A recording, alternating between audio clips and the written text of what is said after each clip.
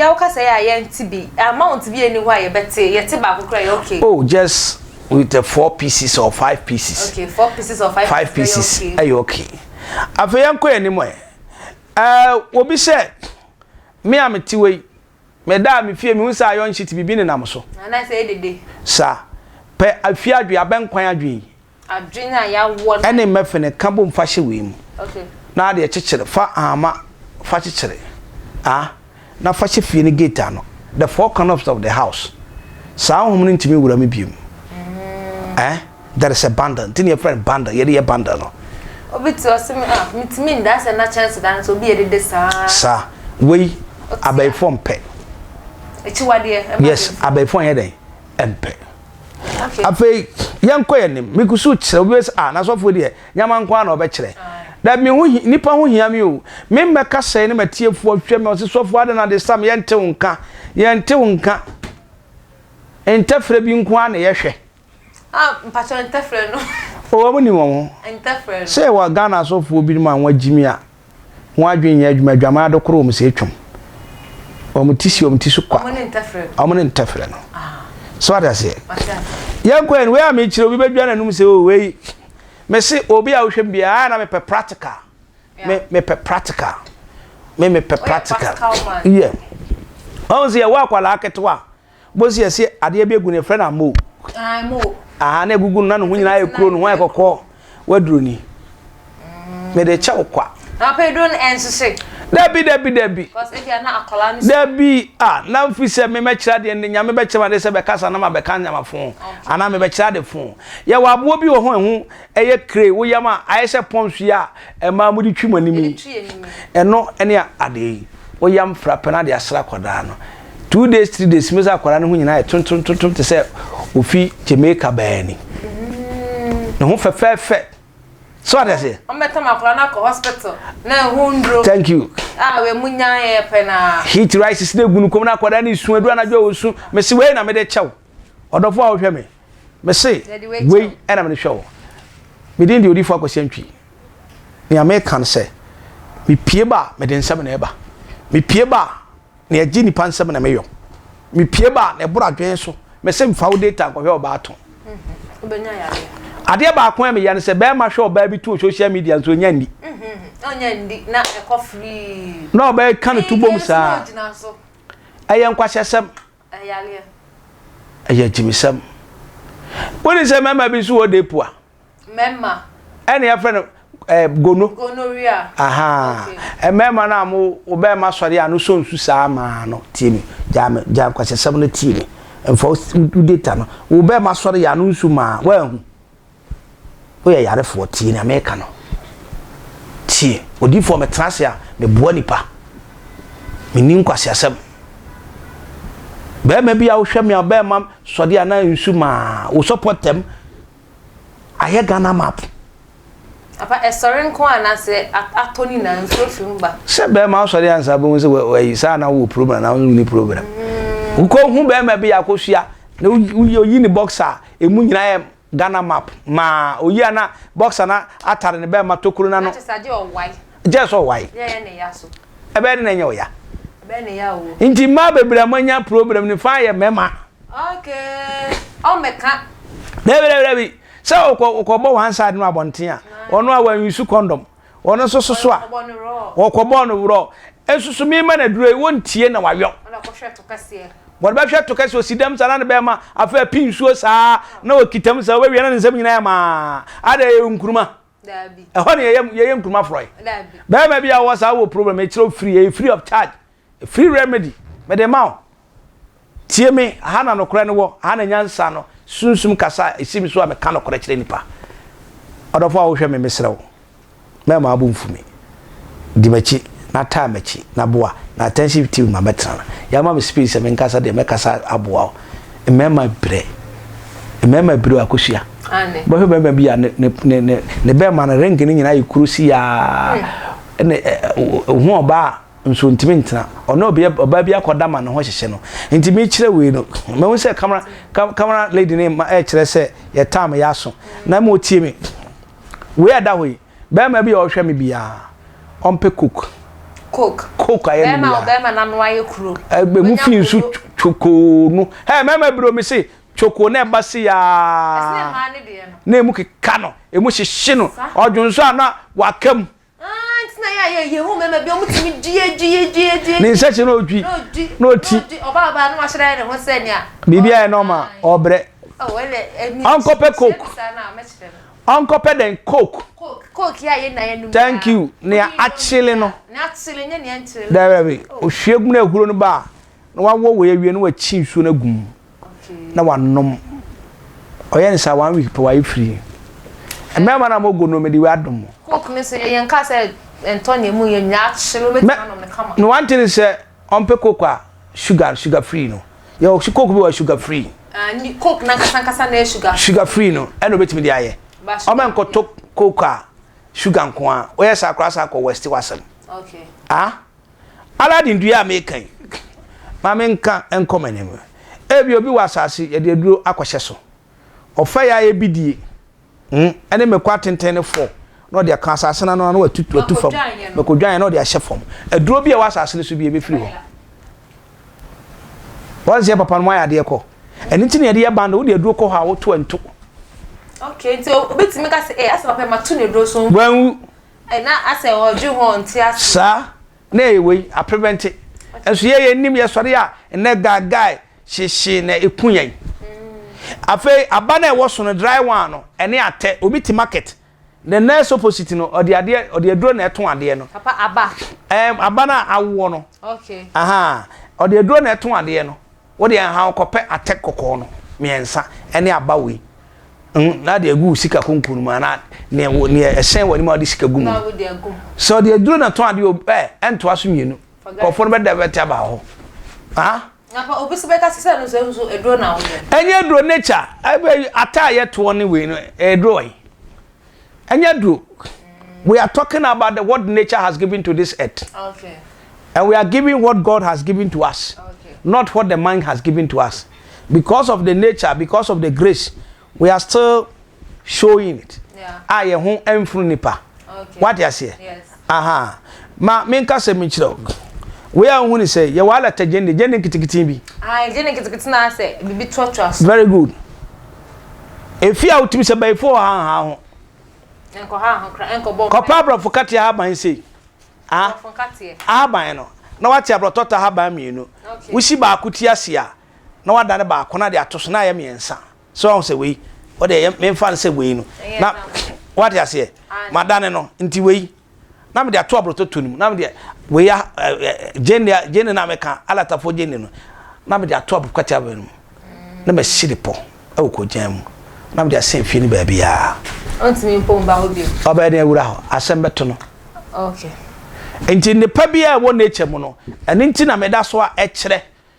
na obi bebi say papa na nkan ha de benya aladen we se utimi fi asankadwa betobro nya tare won kan de a eni e wotin kan na se ho tata wo de a ko obenya bi won se ema obebu ana no ho apapa stretch match aisa no nye romantic esa kan na ema no kan onya kono me oba otisa mo amgu studio ano apon se almost na mo pe mini sepa ni na ho tantantan no we to asemi na apapa na ojo se no ho efa se wo se wo na ya aisa yi ababa nka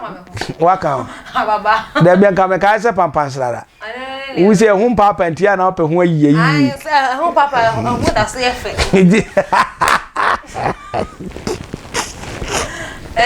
obi a obi am stress mass etete o odofo me ba se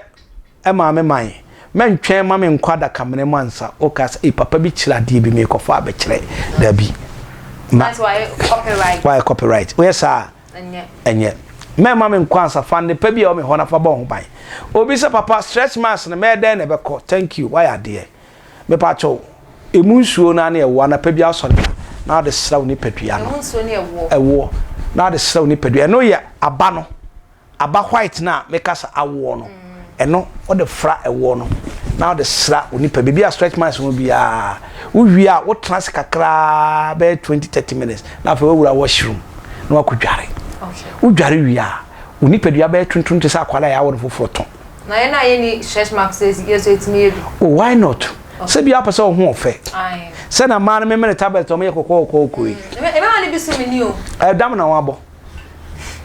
dam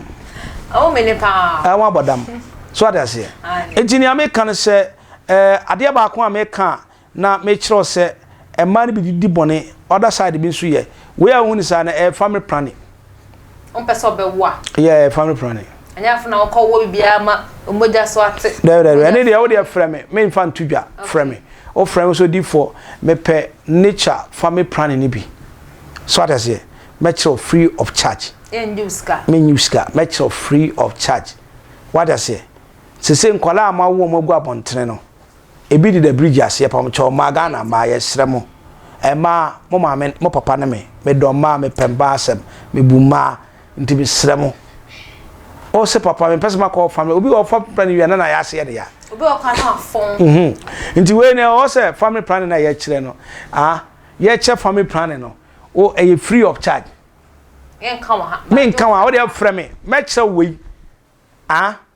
baby ko a ye de ye family planning no okay what I say akosu ya say yempa we don't learn we kura utwa kakra na pa bia nka utwa kakra na wonu na we enya nyu de debi say ye 21st for na ya na yesuro ade no we ya na minimum nsuo no but ade bi ka ho ade bi ka ho nti me kire wa ade na kan me kire say anapa de beto so na ade ato na we family planning family ade kitu bi na ka we ho enya afuna ko salary no debi wo de obi a jimachi o wi a o wi sa de na ko mu wi a fansa ka wa wo de septa fansa ka wa wo de be zo wa wo de na kwan na ko mu no asili na why titiri why de ne said wa kwa family planning na o de se wan untimi fa san kan o de ko ba juba ko kwanso o yere onko kwanso onko kwanso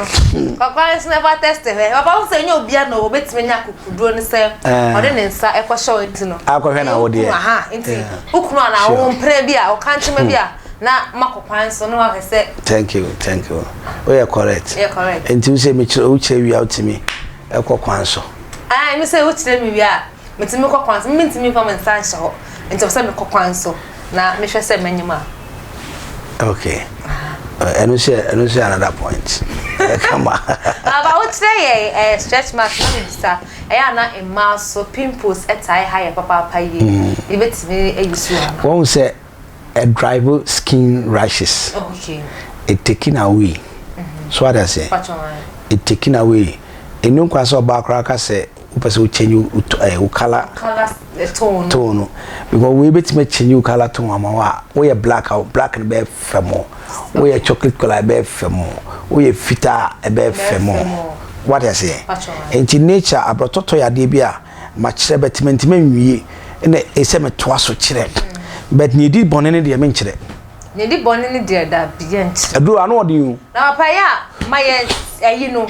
guidelines na bia na obi su di bi di e boni na ye ni gabi okay o de ka popular one na gabi enya popular one di boni me say nya de me boso wa ha me say we etimi di nsamone ba ye fra o de abetimi aboso achi gabi me ya anka ma kire public ni nyina but the other side of win anu odin pa edua anu odin okay anu odin so what I say me say anu odin etin intinya fasa me be kire se monko for we na we betima say esa na se manye mama nyame adwuma nwie peyo okay what I say ni mawa ni be di boni my 14 20 25 for no I don't see anka o kire am ko nyim sisi am de be di boni is na abortion enso me nkire wa me nkire eno say one na wo ka say ni ye wododo and it's in the family planning no me side good side no say man ba ko wo planning na ebe ma ana yesu di na ye de and it was so kire ye bia na be den aye wo de edie no wudi o baba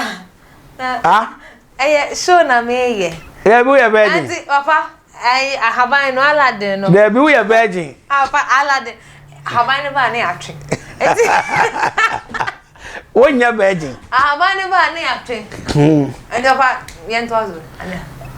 maybe who be some asana maybe say we are virgin papa me ka ha wa Ghana for their two many Ghana for their so men can't tell. So now boy, also you be na family planning. E dey ne o dent no. E bia na akopia fa ho. E pe fa ho sana na dey asama ma dey bia be tom na yempe a. Ene Ghana fu meku ni papa. Ka jo za mimi mku nipa me bo nipa. Ai papa say nature man say onku nipa. Obo nipa. Yeah, me nku nipa me say nipa me mo nipa da ma say nipa. Okay. Muslim me because haram. Haram. Yeah, enya de papa. So be say nipa, obeku nipa. Nyame achiwade abomination. Achiwade kese. Mama nchire go na memfa masam mra wie because ne America na say odofo bi a wo hwe me e bia wo yo hene e be si wo hene wa wo hwe me e bia wo yo e be si wo hene ana wo yo hene na wo face challenges ahini na fro oje ho anje me pa che kopodi aba ani Aladdin haban oba na dwena me pa che wo pekuku na soje gum na fagum fa shedem na ma pu hu na ji hu na ma mfifire mfiu me pa che opi na okasa people will shut up. Okay, nobody will talk, they will shut up. Ohina okasa obi anti they will listen to you and they will shut up. Ni America na se media ne prophet Erica Kwesentwi me da support God's Revelation Ministry no ohia me afra me number is 0543 40 4191 next line 0553 40 1462 0553 40 1462 from me now from me e be di sunsum nkomo no nyame sunsum abaye kese na onyame tumi abehwe ne ma na pacho ye da se na so de adisia fofo abrayi etiefo asia de me so amete he me sia de papa pass by me ya se wan kire ye ba ko no ebusia fo ele nkwanta na iso ebisa aha ana ye de besi metene mu edema obofo michael na me de faso so amane hyede ebisa ne papa atofom mfa attention tv force ne na so esanso edema ne hyede ene metene mu edema no na so osanso ebeba ende aha ana ye de besi ma monihwa moni ye das